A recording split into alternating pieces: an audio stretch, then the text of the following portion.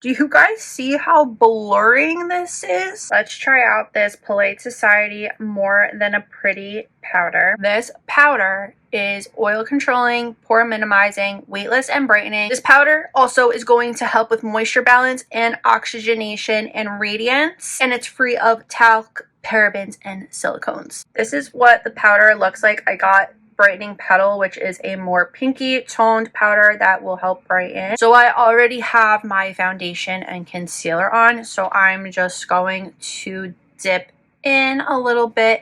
And when I like to do my powder, I like to pat on the back of my hand to get all that excess off, so there's like nothing on the powder puff, and just go. Oh my god, my pores are like vanishing. I don't know if you could see that on camera, but it literally, like, there's no creasing. You could see the creasing on my left eye. There's no creasing on my right, and it doesn't look cakey either. I am absolutely blown away by this powder. I think my skin looks so good and just so airbrushed. I did add a little bit of bronzer, but my pores are gone. My skin looks flawless. If you've never tried this, go pick it up.